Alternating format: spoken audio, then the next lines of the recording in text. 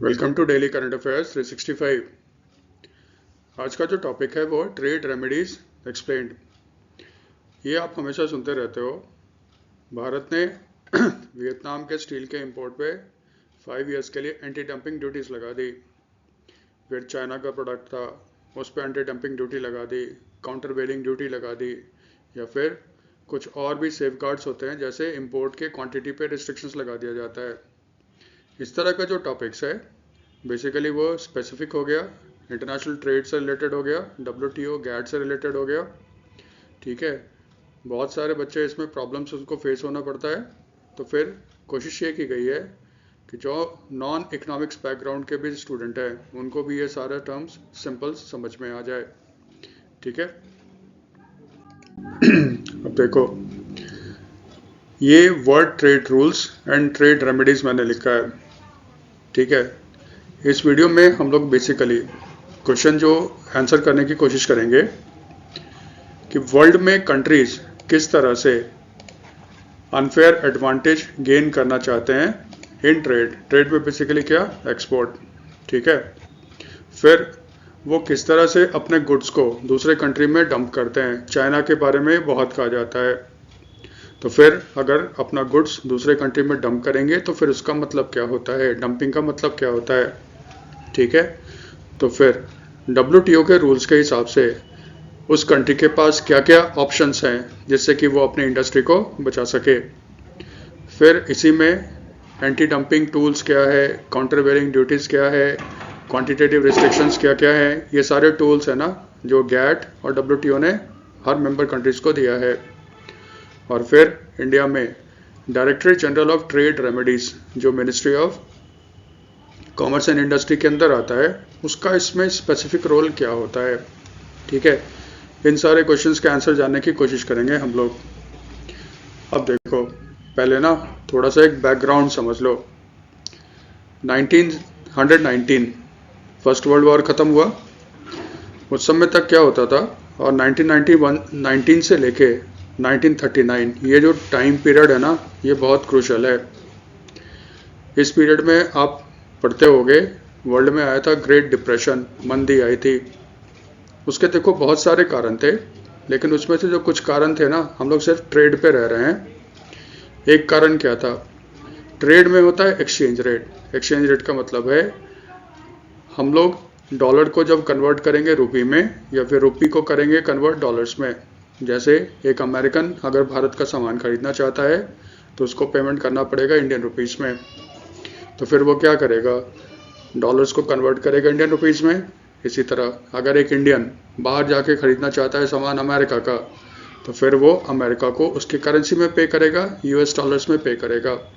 ठीक है, तो यहाँ पे $1 कितने रुपए के बराबर है, इसको कहते हैं एक्सचेंज रेट। उस समय क्या होता था, ये फिक्स्ड एक्सचेंज रेट था। जैसे इंडिया तो उतना इम्पोर्टेंट नहीं था, जैसे ग्रेट ब्रिटेन था और US था। ब्रिटेन का पाउंड स्टर्लिंग था, US का डॉलर था। दोनों का जो एक्सचेंज रेट था ना वो फिक्स था, यानी कुछ भी हो जाए भाई, अगर $1 एक ब्रिटिश पाउंड के बराबर है तो यही रहेगा, इसी पे ट्रेडिंग होगा। जबकि आज जान तो ये सब चीज़ होता नहीं है, लेकिन उस समय होता था। फिर दूसरा क्या होता था, वहाँ पे ना जो करेंसी नोट इशू किए जाते थे उसको फिक्स कर दिया गया था डॉलर से, सॉरी गोल्ड से। यानी एक कंट्री कितना करेंसी प्रिंट करेगा वो डिपेंड करता था उसके पास कितना सोना है। जैसे सपोज करो ग्रेट ब्रिटेन है, उसके पास $100 का सोना है, सपोज करो 100 पाउंड का।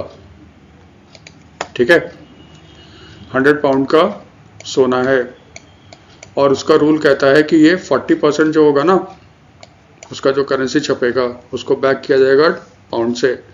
इसका मतलब जो सेंट्रल बैंक है या बैंक ऑफ इंग्लैंड है, मैक्सिमम कितना पाउंड इशू कर सकता है, 40 पाउंड। 40% के अगर फॉर्मूले पे चले तो इसका मतलब वहाँ पे जो नंबर ऑफ करेंसी जो प्रिंट करेगा किसी भी कंट्री का सेंट्रल बैंक, किसी भी कंट्री मतलब यहाँ पे जो मेन कंट्री थे उनका जो सेंट्रल बैंक इसको प्रिंट करेगा वो लिमिटेड होगा। फर्स्ट वर्ल्ड वॉर के बाद इसको कहते थे ना gold standard. First world war के बाद कंट्रीज ने इसको अबैंडन कर दिया, प्रॉब्लम्स होने लगे। सेकंड US में चले जाओ, अमेरिका में क्या था, फेडरल रिजर्व जस्ट अभी बना ही था, उसने बहुत सारे मिस्टेक्स किए, वो मिस्टेक्स अभी छोड़ दो।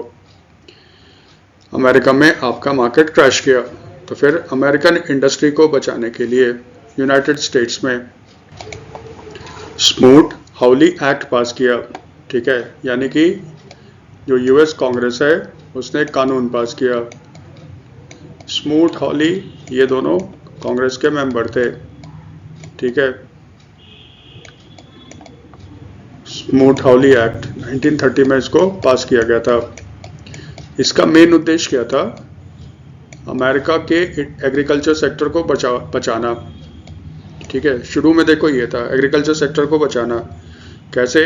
बाहर से जो एग्रीकल्चर का सामान आ रहा था वो सस्ता था, इससे अमेरिकन जो एग्रीकल्चर प्रोडक्ट्स था वो compete नहीं कर पा रहा था, लोग सस्ता सामान खरीद रहे थे, इससे अमेरिकन फार्मर्स को नुकसान हो रहा था। तो फिर उसको बचाने के लिए उन्होंने क्या किया, जो बाहर से एग्रीकल्चर का सामान इंपोर्ट हो रहा है उस पर कस्टम ड्यूटी बढ़ा दो, टैरिफ बढ़ा दो, इससे क्या हो जाएगा, बाहर का सामान महंगा हो जाएगा। फिर एग्रीकल्चर से शुरू किया इन्होंने, उसके बाद इसको बढ़ा के इंडस्ट्रियल गुड्स पे भी ले आए। अब यहाँ पे देखो, हर देश चाहता है कि उसका सामान बाहर बिके, ठीक है। बाहर बिकने से क्या होगा, उसके पास फॉरेन करेंसी, या पहले तो गोल्ड के बराबर होता था ना, गोल्ड आएगा, देश अमीर होगा। प्लस जब आपके देश का सामान बाहर बिकेगा, इसका मतलब उसका डिमांड है, फैक्ट्रियाँ प्रोडक्शन करेगी, लोगों को नौकरी मिलती रहेगी, अनएम्प्लॉयमेंट कम होगा, देश में खुशहाली आएगी ना। लेकिन क्या अमेरिका ही सबसे ज़्यादा बुद्धिमान है?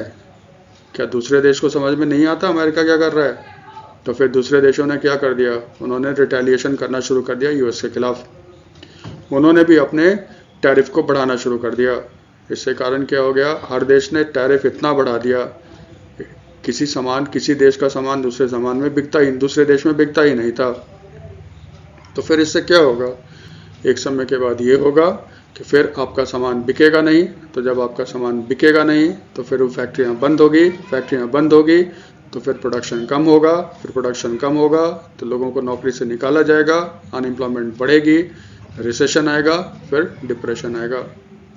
डोनाल्ड ट्रंप देखो यही फिलॉसफी अपनाए हुए है, उसको अपने देश का घाटा कम करना है। ट्रेड डेफिसिट बहुत है यूएस का, उसने भी क्या किया, यही चीज़ किया है, वो स्मूथ हाउली एक्ट एक तरह से लागू कर रहा है अमेरिका में।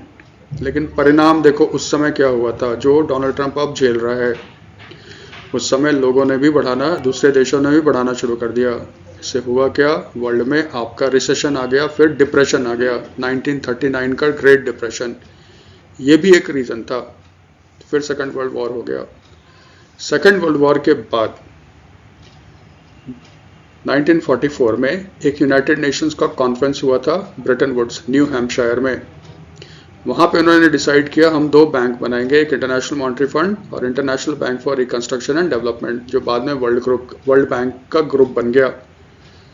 आईएमएफ को काम दिया गया कि आप, है ना, जो एक्सचेंज रेट मैकेनिज्म होता है उसको संभालो, और कहा गया कि किसी भी कंट्री को बैलेंस ऑफ पेमेंट की क्राइसिस हो गई तो फिर आप उसको लोन दोगे। एक्सचेंज रेट मैकेनिज्म जो था 1969 में यूएस ने अबेंडन कर दिया। तो अब एक्सचेंज रेट मैकेनिज्म आईएमएफ के जिम्मे नहीं है। आईएमएफ का जिम्मा बेसिकली क्या है, इकोनॉमिक ग्रोथ को प्रमोट करना, प्लस अगर किसी कंट्री को इकोनॉमिक क्राइसिस होता है, बैलेंस ऑफ पेमेंट क्राइसिस होता है, तो फिर उसको लोन देगा। International bank for reconstruction and development को काम दिया गया, आप डेवलपिंग कंट्रीज को लोन दो, मेंबर कंट्रीज को लोन दो, ताकि इकोनॉमिक रिकंस्ट्रक्शन का काम शुरू हो जाए। हम लोग आईएमएफ और वर्ल्ड बैंक पे अभी नहीं है, हम लोग बेसिकली ट्रेड की बात कर रहे हैं।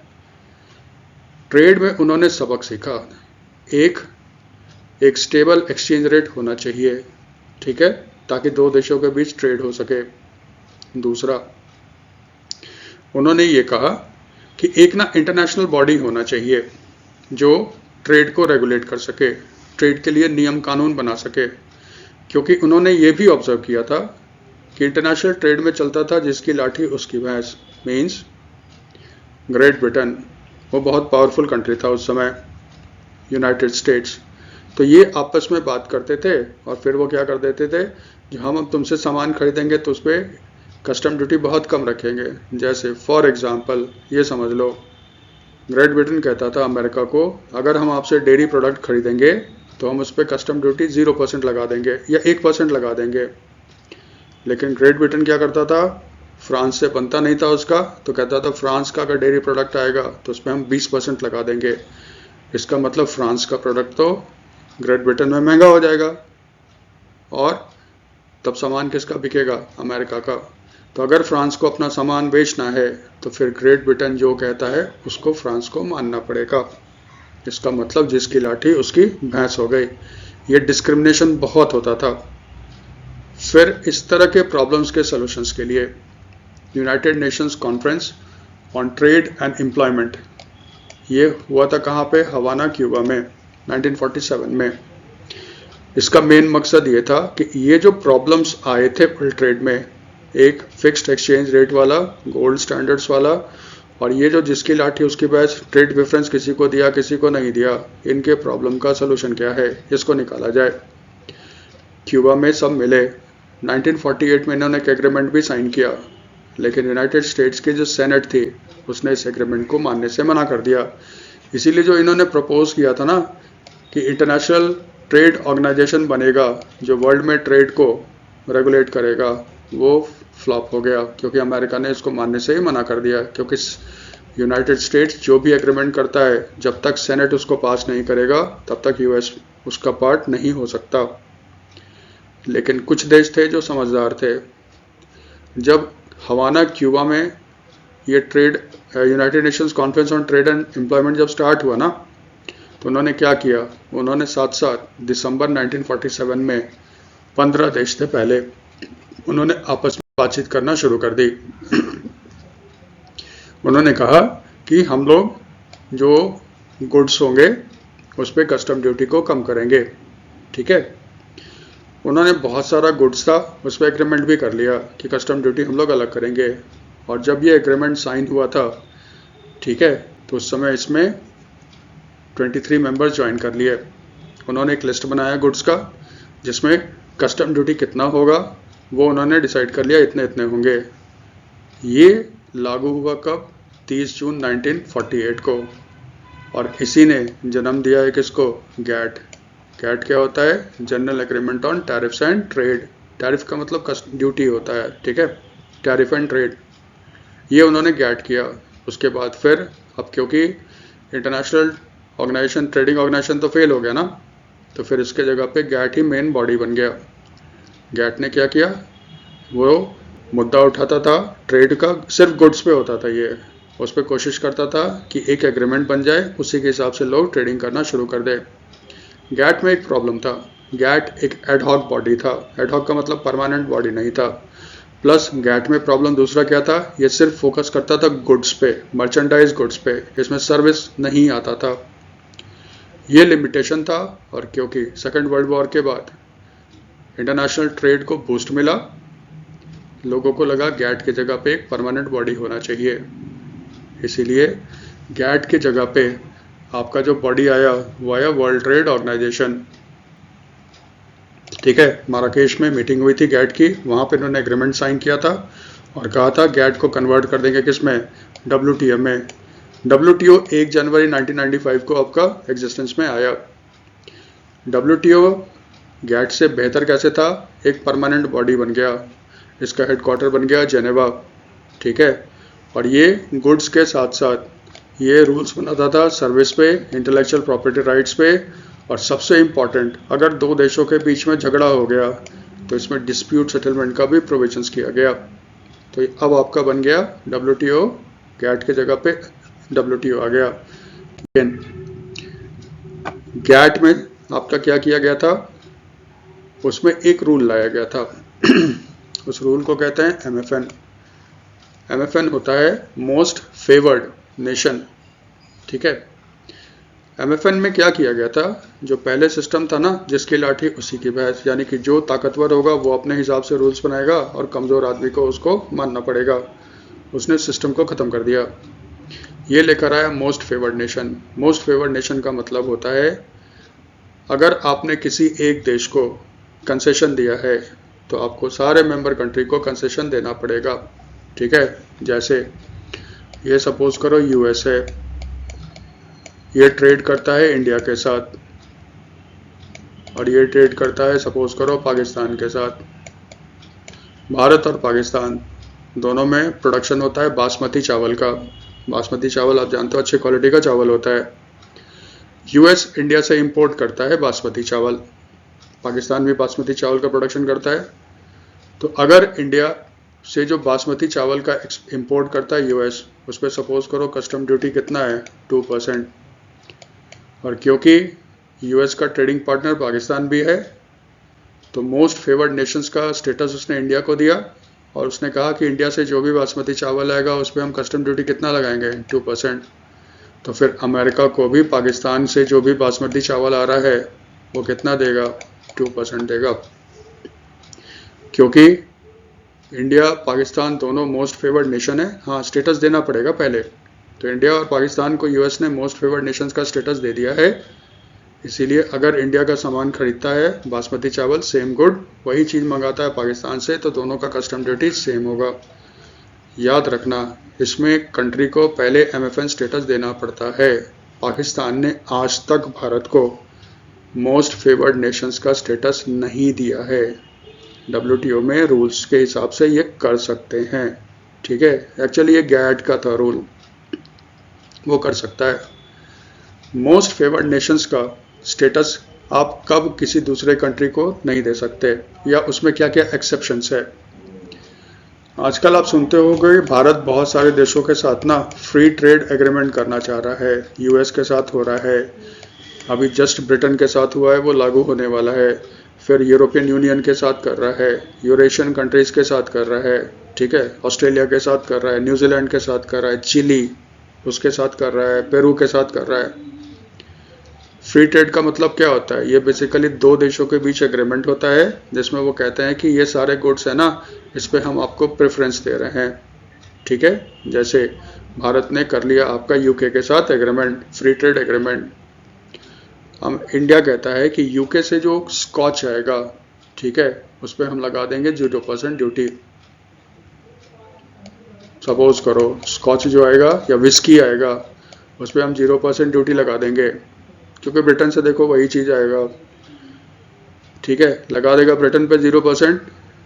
लेकिन अमेरिका इंडिया कहता है क्योंकि यूएस के साथ हमारा कोई एफटीए नहीं है, तो इस पे जो विस्की आएगा उस पर हम 20% लगाएंगे। गैट या डब्ल्यूटीओ के नियम के तहत इसमें कोई दिक्कत नहीं है, क्योंकि ये नियम कहता है अगर किसी कंट्री ने किसी दूसरे के साथ फ्री ट्रेड एग्रीमेंट कर रखा है तब वो डिस्क्रिमिनेशन कर सकता है। अब क्योंकि भारत ने यूके के साथ फ्री ट्रेड कर लिया है, तो यूके के गुड्स को वो प्रेफरेंस दे सकता है, इस पर ड्यूटी 0% कर सकता है। यहाँ पे तो डिस्क्रिमिनेशन हो गया, लेकिन डब्ल्यूटीओ के रूल के हिसाब से ये सही है। इसीलिए देखो पूरे विश्व में सब एक दूसरे के साथ एफटीए कर रहे हैं, इसमें ज़्यादा फायदा होता है ना। दूसरा, अगर कोई डेवलपिंग कंट्रीज को स्पेशल एक्सेस दे रहा है वो भी चलेगा। जैसे यूरोपियन यूनियन का एक प्रोग्राम है जिसमें जीएसपी, जनरलाइज स्पेशल प्रेफरेंस, इसके तहत क्या होता है, उसने जो बहुत ही गरीब देश है ना, वहाँ से जो सामान आती है, जैसे कहीं से बनाना आ गया, कहीं से टेक्सटाइल आ गया, उस पर वो उसको टैरिफ में कंसेशन देते हैं। जैसे बहुत ही गरीब देश है, मान लो कोई है जमैका है, नहीं जमैका नहीं, कोई एक गरीब सा देश है, बुरुंडी हो गया, वहाँ से बनाना इंपोर्ट कर रहा है यूरोपियन यूनियन, उसको कहता है कि हम आपको 0% टैक्स लगाएंगे इंपोर्ट। भारत से बनाना जा रहा है यूरोपियन यूनियन, यूरोपियन यूनियन कहता है हम आप पे 5% लगाएंगे। भारत को वो लोग डेवलपिंग कंट्रीज ऐसा सच नहीं देख रहे हैं अभी। इसका मतलब उन्होंने जो बहुत ही गरीब देश था बुरुंडी, ठीक है, उसको उन्होंने प्रेफरेंस दिया, उसको स्पेशल ट्रीटमेंट दिया। तो एमएफएन का ये वायलेशन हो गया ना, दोनों को तो सेम ट्रीटमेंट नहीं मिल रहा है, बुरुंडी और भारत को। डब्ल्यूटीओ कहता है कि आप कर सकते हो, ठीक है। और सबसे इम्पोर्टेंट, अगर कोई कंट्री अनफेयर ट्रेड प्रैक्टिस को इम्प्लीमेंट करता है तो फिर उस कंट्री के गुड्स के खिलाफ आप स्पेशल एक्शन ले सकते हो। चाइना को अक्यूज किया जाता है कि वो बहुत ही सस्ता सामान बनाता है। एक कारण क्यों है? क्योंकि वो जानबूझ के दाम कम रखता है एक्सपोर्ट करने के लिए। क्यों? ताकि जब वो सामान एकदम कम दाम पे बेचेगा बाहर वालों को, जैसे इंडिया को बेचेगा, तो भारत की कंपनी उससे कम्पीट नहीं कर पाएगी, भारत की कंपनियां बंद हो जाएगी, क्योंकि लोग तो सस्ता सामान खरीदते हैं। भारत की कंपनियां बंद हो जाएगी तो फिर उसका एक समय ऐसा आएगा कि भारत में उसका मोनोपोली हो जाएगा, एक छत्र राज हो जाएगा। उसके बाद वो मनमाना दाम वसूल सकता है। अगर चाइना अपना सामान कम दामों पे एक्सपोर्ट कर रहा है, ठीक है, वो ये जो एक्सपोर्ट कर रहा है, कहीं ये अनफेयर तो नहीं है? क्या चाइना जानबूझ के अपने सामानों का दाम तो कम नहीं कर रहा है ताकि दूसरे देशों के इंडस्ट्री को बर्बाद कर सके? अगर किसी कंट्री को लगता है कि चीन ऐसा कर रहा है, तो गैट और WTO कहता है आप स्टेप्स ले सकते हो ताकि आप अपने देश को बचा सकते हो। उसी को कहते हैं क्या? Trade safeguards. ये क्लियर है? ठीक है, हम लोग थर्ड पॉइंट पे ही आ जाते हैं। ठीक है, अब देखो यहाँ पे ट्रेड प्रोडक्शन अपने आप को कब बचा सकते हो? वो कहता है WTO या गैट का जो रूल्स है वो कहता है दो कंडीशन में। एक, अगर एक्सपोर्टिंग कंट्री ने एक्सपोर्ट में अनफेयर एडवांटेज लेने के लिए कुछ पॉलिसीज अपनाए हैं, ठीक है, ताकि उसका सामान सस्ता हो जाए और बाहर के इंडस्ट्री को डिस्ट्रॉय कर दें, इस कंडीशन में आप अपना ट्रेड प्रोटेक्शन मेजर्स ले सकते हो। फिर अगर कोई कंट्री में सडन इंपोर्ट का सर्ज हो गया, अचानक बहुत ज़बरदस्त उस देश में इंपोर्ट बढ़ गए, तो देखो हमारे देश में अगर सपोज करो क्या है, टॉयज़ का इंपोर्ट अचानक बढ़ गया, तो फिर हमारे देश में क्या होगा? बाहर से आएगा, चाइना से आएगा, सस्ता टॉय आएगा, तो फिर हमारे देश का टॉय इंडस्ट्री उससे कम्पीट नहीं कर पाएगा, क्योंकि हमारे देश का टॉय महंगा होता है, तो हमारे देश का टॉय इंडस्ट्री क्या हो जाएगा? डूब जाएगा। तो फिर यहाँ पे अगर सडन इंक्रीज होता है इंपोर्ट में किसी देश में, तो WTO कहता है कि आप अपने देश के इंडस्ट्री को बचाने के लिए कुछ कुछ ट्रेड प्रोटेक्शन मेजर्स ले सकते हो। ये दो क्लियर कट उसने बताया है। तो एक हो गया अनफेयर एडवांटेज इन एक्सपोर्ट्स और एक हो गया सडन सर्ज इन इंपोर्ट्स। ठीक है, अब इसमें देखो क्या आता है। यहाँ पे एक वर्ड है डंपिंग एंड एंटी डंपिंग। तो पहले समझ लो डंपिंग क्या होता है। डंपिंग का मतलब उठा के फेंक देना, पटक देना। ट्रेड में जब हम डंपिंग की बात करते हैं तो डंपिंग का मतलब होता है अगर कोई कंपनी किसी सामान को एक्सपोर्ट कर रहा है, ठीक है, उस सामान का दाम उसके देश में ज़्यादा है और बाहर बेच रहा है कम दाम पे, उसको डंपिंग बोलते हैं। जैसे फॉर एग्जांपल चाइना, ठीक है, चाइना जो है ना, सपोज करो वहाँ पे क्या एक टॉय है, वहाँ पे बिक रहा है, हम लोग इंडियन रुपीस में कर लेते हैं तो आसान रहेगा समझने में। वहाँ पे टॉय बिक रहा है 20 रुपये का। चाइना की करेंसी तो रेनमिन भी है ना, युआन। तो सपोज करो हम लोग इंडियन में कन्वर्ट कर दिए, समझने में आसान रहेगा। सपोज करो वो टॉय बिक रहा है वहाँ पे 20 रुपीस में। चाइना की कंपनी है XYZ, वो अपना सामान चाइना में बेच रहा है 20 रुपये में। फिर वो एक्सपोर्ट करता है इंडिया को और वो कहता है इंडिया में इसका प्राइस कितना होगा? 10 रुपीस होगा। ठीक है, इसका मतलब चाइना में वही सामान का दाम 20 रुपीस, इंडिया में जो सेल कर रहा है तो 10 रुपीस। इसको कहा जाएगा डंपिंग। चाइना की वो XYZ कंपनी अपना सामान डंप कर रहा है कहाँ पे? इंडिया में। क्यों? क्योंकि इंडिया में उसका सामान बहुत चीप होगा, भारत के लोग इंडिया का उसका सामान खरीदेंगे, इंडियन नहीं खरीदेंगे, इंडियन कंपनी बंद हो जाएगी। फिर एक समय आएगा जब सिर्फ चाइना ही चाइना रहेगा इंडिया में। इसको कहते हैं डंपिंग, इसको कहते हैं अनफेयर ट्रेड प्रैक्टिस। तो फिर गैट या आप WTO वो क्या कहता है? वो कहता है वो कोई भी कंट्री इससे बचने के लिए अपना रिमीडियल मेजर्स ले सकता है। रिमीडियल मेजर्स में क्या होगा? WTO कहता है पहले आपको इन्वेस्टिगेट करना पड़ेगा। पहले क्या होगा? कंप्लेन आएगा, ठीक है। तो पहले कंपनी जो होगा ना, अफेक्टेड कंपनी कंप्लेन करेगा, फिर उस कंट्री में जैसे इंडिया में कंप्लेन करेगा, तो फिर इंडिया में कोई एक इंस्टीट्यूशन होगा, वो ना इसको इन्वेस्टिगेट करेगा, वो फेयर होना चाहिए। इन्वेस्टिगेशन आपको डॉक्यूमेंट करना, तैयार करना पड़ेगा। वो इन्वेस्टिगेट करेगा और पता करने की कोशिश करेगा कि चाइना में ये सामान कितने का बिक रहा है। तो उसको पता चला क्या, चाइना में ये सामान बिक रहा है कितने का, 20 का। तो फिर ये क्या करेगा, ये ना गवर्नमेंट ऑफ इंडिया को एडवाइस करेगा, आप क्या करो, इस सामान पे ना कस्टम ड्यूटी बढ़ा दो। तो इन थ्योरी कस्टम ड्यूटी कितना बढ़ेगा, 10 रुपये। तो फिर ये टोटल आपका कितना हो जाएगा, 20 रुपीज़। तो वो कहेगा ना इस पर 10 रुपीज़ का एक्स्ट्रा कस्टम ड्यूटी लगा दो, ठीक है। इससे सामान का दाम हो जाएगा 20 फेयर प्राइस, वही जो चाइना में है वो भारत में हो जाएगा। अब भारत की कंपनी compete करेगा चाइना के साथ। ये मत भूलना, जैसे ही 10 रुपीज़ का ड्यूटी लगेगा ना, वो 20 नहीं होगा, ज़्यादा होगा। क्यों, क्योंकि चाइना वालों ने वो सामान भारत भी तो भेजा था, लॉजिस्टिक्स का कॉस्ट होगा, कस्टम में क्लियरेंस हुआ था, फिर यहाँ के कंपनी को भेजा था, वो सब कॉस्ट अगर जोड़ना शुरू करेंगे ना, ये दाम बढ़कर आपका 25-30 रुपये हो जाएगा। तो इससे चाइना का सामान महंगा हो जाएगा, तो लोग भारत का सामान खरीदना शुरू कर देंगे। इससे भारत की इंडस्ट्री बच जाएगी और इंडिया भी बच जाएगा। ये जो एक्स्ट्रा 10% का कस्टम ड्यूटी लगाया गया है इंपोर्ट पे, उसी को कहते हैं एंटी डंपिंग ड्यूटी। डंपिंग के खिलाफ जो आपने कस्टम लगाया एक्स्ट्रा कस्टम ड्यूटी, उसी को कहते हैं एंटी डंपिंग ड्यूटी। यहाँ तक क्लियर है, ठीक है। यही उस पर लगा दिया जाएगा, close to the normal value, ये लिखा हुआ है। एक्सप्लेनेशन ये था, आप इसको आराम से पढ़।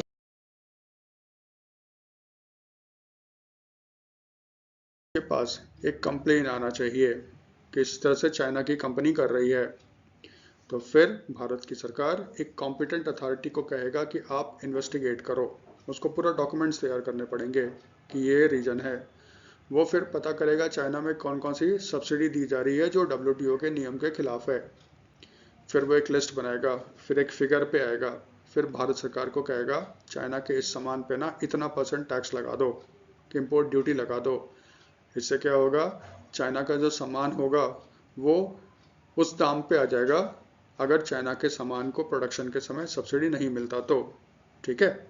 तो फिर रियल जो उसका प्राइस है वो डिस्कवर हो गया, क्योंकि सब्सिडी को आपने माइनस कर दिया, तो इसके लिए आप उतना टैक्स लगा दो। इन थ्योरी क्या होगा, चाइना का सामान महंगा हो जाएगा, चाइना का सामान भारत में नहीं बिकेगा, इंडियन इंडस्ट्री राहत की सांस लेगा। इसको कहते हैं काउंटर वेलिंग ड्यूटी। तो देखो अभी तक जो हम लोगों ने पढ़ा, एंटी डंपिंग और काउंटर वेलिंग, दोनों में फ़र्क क्या हो गया। एंटी डंपिंग तब किया जाता है जब कोई कंपनी अपना सामान जिस दाम पे अपने देश में बेचता है उससे बहुत कम दाम पे विदेशों को एक्सपोर्ट करता है, डंपिंग हो गया, तब फिर एंटी डंपिंग लगेगा। काउंटर वेलिंग क्या हो गया, सब्सिडी को टारगेट करता है। कोई कंट्री किसी कंपनी को, किसी इंडस्ट्री को सब्सिडी देता है और शर्त लगाता है कि आपको सामान एक्सपोर्ट करना पड़ेगा, उसको काउंटर करने के लिए जो फिर इंडिया ड्यूटी लगाएगा उसको कहेंगे काउंटर वेलिंग ड्यूटी। तो सब्सिडी के लिए हो गया काउंटर वेलिंग ड्यूटी, डंपिंग के लिए हो गया आपका एंटी डंपिंग ड्यूटी। अब देखो एक दूसरा प्रॉब्लम हो गया। प्रॉब्लम जो है ना उसको कहते हैं क्या, इंपोर्ट सर्ज। सपोज करो इंडिया है, इंडिया में आपका बनता है स्टील, ठीक है ना, और इंडिया में रैपिड इंडस्ट्रियलाइजेशन हो रही है, रोड्स वगैरह बन रहे हैं, तो अचानक स्टील का डिमांड भारत में बहुत बढ़ गया। अब देखो क्या है, इकोनॉमिक्स के थ्योरी के हिसाब से डिमांड ज़्यादा है, सप्लाई कम है, तो फिर स्टील का दाम क्या होगा, बढ़ेगा। तो भारत में जो भी स्टील की कंपनी है ना उसका प्रॉफिट भी क्या होगा, बहुत बढ़ेगा। लेकिन इससे नुकसान हो रहा है दूसरी कंपनी को जो स्टील का इस्तेमाल कर रहे हैं, क्योंकि अगर आप महंगे स्टील को यूज़ करोगे और फिर फैक्ट्री लगाओगे तो फिर उस फैक्ट्री से जो भी सामान का प्रोडक्शन होगा वो महंगे स्टील के प्राइस को काउंट करेगा ना, उसको इनपुट कॉस्ट बोलते हैं। इसका मतलब उस फैक्ट्री के बनाए हुए सामान का दाम ऑटोमेटिकली महंगा हो जाएगा। ये तो भारत सरकार नहीं चाहता, तो क्योंकि अगर वो सामान आपको बाहर बेचना है तो फिर आपका महंगा सामान कौन खरीदेगा। तो गवर्नमेंट ऑफ इंडिया क्या करता है, वो कहता है ना इंफ्रास्ट्रक्चर के नीड को पूरा करने के लिए स्टील का इंपोर्ट शुरू कर दो। तो जैसे ही स्टील का इंपोर्ट करना शुरू हो गया, मैसिव आपका इंक्रीज कर गया स्टील का इंपोर्ट। तो जो कंपनी उस सस्ते, बाहर से जो स्टील आएगा सस्ता होगा, तो जो कंपनी उस सस्ते स्टील का यूज़ करेगा उसके लिए तो फ़ायदा है ना आपका। इससे आपका मैसिव इन्वेस्टमेंट होगा, इंफ्रास्ट्रक्चर में आपका होगा, रोड बनेगा, ब्रिज बनेगा, फैक्ट्रियाँ सेटअप होगी। लेकिन इसका एक फ्लिप साइड भी है, नुकसान भी है। नुकसान किसको होगा? स्टील कंपनीज को होगा, क्योंकि अब जो इंपोर्ट किया जा रहा है बाहर से सस्ता स्टील आ रहा है, और इनका स्टील क्या है, थोड़ा महंगा है, तो फिर इनका स्टील कोई नहीं खरीदेगा, बहुत कम लोग खरीदेंगे, तो फिर इनका सामान नहीं बिकेगा। इनका सामान नहीं बिकेगा तो इनका प्रॉफिट, एक पहले पहले तो प्रॉफिट जाएगा, फिर इनको लॉस होना शुरू हो जाएगा। इससे हमारा स्टील इंडस्ट्री क्या होगा, बुरे हाल में जा सकता है। ये हुआ है हमारे देश में। तो फिर ये सारे स्टील इंडस्ट्री वाले भागते भागते गए निर्मला सीतारमन के पास कि हमें बचा लो। तो फिर निर्मला सीतारमन क्या करेगी? स्टील बनाने वाली कंपनी और स्टील का यूज़ करने वाली कंपनियां, दोनों के इंटरेस्ट के बीच में तालमेल बिठाएगी। कैसे करेगी? सपोज करो हमारे देश में स्टील का डिमांड कितना है, 100 kg, और प्रोडक्शन हो रहा है कितना, 70। इसका मतलब गैप कितने का हो रहा है, 30, है ना। तो 30 इंपोर्ट किया जा रहा है। तो निर्मला सीतारमन बोलेगी भाई ठीक है स्टील वाले, हम आपकी बात भी मानते हैं, और जो आप यूज़ कर रहे हो आपकी बात भी मानते हैं, इसीलिए ना हम सिर्फ 20 किलो स्टील का इंपोर्ट अलाउ करेंगे। यहाँ पे क्वांटिटी फिक्स कर दिया ना उसने स्टील का, तो उसने कहा सिर्फ हम 20 किलो अलाउ करेंगे। इससे क्या होगा, जो यूज़ कर रहे हैं उनको थोड़ी राहत मिलेगी, और क्योंकि अभी भी 10 किलो का गैप है ना, स्टील वाले अभी भी ठीक से प्रॉफिट कमा पाएंगे। ठीक है, ये किया। तो यहाँ पे निर्मला सीतारमन ने क्या किया, उसने स्टील के इंपोर्ट पे लगा दिया है आपका क्वांटिटी का रिस्ट्रिक्शंस, 20 किलो स्टील ही इंपोर्ट कर सकते हैं। WTO कहता है कि आप ये काम कर सकते हो, अपने इंडस्ट्री को बचा सकते हो अगर सडन इंक्रीज होता है इंपोर्ट में। ठीक है, इसको कहते हैं क्वांटिटेटिव रिस्ट्रिक्शंस या सेफगार्ड्स। ठीक है, लेकिन WTO कहता है इसको मिसयूज मत करना। आप ये रिस्ट्रिक्शंस प्लेस कर सकते हो, लेकिन मैक्सिमम कर सकते हो कितने साल के लिए, 4 साल के लिए। हाँ, अगर आपके देश का कॉम्पिटिटेंट बॉडी जो है वो अगर अप्रूव कर दे तो इसको 4 साल और बढ़ा सकते हो। इसका मतलब मैक्सिमम कितना कर सकते हो, 8 ईयर्स, उससे ज़्यादा नहीं कर सकते हो। ये तो उसने कह दिया। ठीक है, तो ये क्लियर है। डंप होगा तो एंटी डंपिंग, अगर सब्सिडी वाला पोर्शन है तो काउंटरवेलिंग ड्यूटी, और अचानक इंपोर्ट में बढ़ोतरी हो गई तो आप क्वांटिटी का रिस्ट्रिक्शंस कर सकते हो। ये काम तो आप कर सकते हो। ठीक है, तो अब इसमें देखो बात आ गई कॉम्पिटेंट नेशनल अथॉरिटी कौन है। भारत में ये जो कॉम्पिटेंट नेशनल अथॉरिटी है वो है director general of trade remedies, DGTR। ये आता है under the ministry of commerce and industry, union ministry of commerce and industry. ठीक है, पीयूष गोयल है ना, ये उनके अंदर आता है। ये एक एक्सपर्ट बॉडी है, इसको दिया जाता है काम, पता करो, ठीक है, कि उस देश में जो सामान टॉय बेच रहा है ना उसका असली दाम क्या है, फिर उतना बताओ, उतना हम टैक्स लगाएंगे, एंटी डंपिंग ड्यूटी लगाएंगे। DGTR को कहा जाएगा पता करो उस देश में कितना सब्सिडी दिया जा रहा है, सब्सिडी हटा के। ठीक है, तो फिर हमारे देश में जो सामान आ रहा है उसमें हम लोग क्या करेंगे, सब्सिडी वाले पोर्शन को हटाएंगे। तो सब्सिडी वाले पोर्शन को कैसे हटाएंगे, उस पर लगा देंगे एक्स्ट्रा टैक्स, जितना सब्सिडी वहाँ पे दिया जा रहा है उतना यहाँ पे टैक्स पे करो, ताकि सामान का दाम क्या हो जाए, असली आ जाए। या फिर इंपोर्ट बहुत ज़्यादा बढ़ रहा है अचानक, तो कितना क्वांटिटी का रिस्ट्रिक्शंस लगाए, ये भी हमें बताओ। ये तीनों काम दे दिया गया है DGTR को, जो आता है under the ministry of commerce and industry. अब क्योंकि टैक्स वैक्स का काम जो होता है वो मिनिस्ट्री ऑफ फाइनेंस का होता है, तो ये रिकमेंडेशन देता है मिनिस्ट्री ऑफ फाइनेंस को, फिर मिनिस्ट्री ऑफ फाइनेंस अनाउंस करता है हमने ये एंटी डंपिंग ड्यूटी लगा दी, हमने ये काउंटर वेलिंग ड्यूटी लगा दी, हमने इंपोर्ट पे ये रिस्ट्रिक्शंस वगैरह लगवा दिया। अब इसमें एक चीज़ आता है, ऐसा भी तो हो सकता है कोई कंट्री एंटी डंपिंग का, काउंटर वेलिंग ड्यूटी का, क्वांटिटेटिव रिस्ट्रिक्शंस का मिसयूज कर सके। ठीक है, देखो WTO एक था, पहले बताना भूल गया, अगर किसी कंट्री के नेशनल सिक्योरिटी के नाम पे वो रिस्ट्रिक्शंस लगा सकता है ट्रेड पे। पाकिस्तान ने भारत को MFN स्टेटस क्यों नहीं दिया, क्योंकि वो कहता है भारत का सामान से हमें नेशनल सिक्योरिटी का खतरा है, और भारत ने परस्यू भी नहीं किया इस केस को। गौर से देखना, डोनाल्ड ट्रंप जो भी टैरिफ लगा रहा है दूसरे देश पे, वो हमेशा कहता है इससे अमेरिका के नेशनल सिक्योरिटी को खतरा है। सोचो, बाहर से कोस्टा रिका से बनाना आ रहा है, उससे भी उसके देश को नेशनल सिक्योरिटी को खतरा है।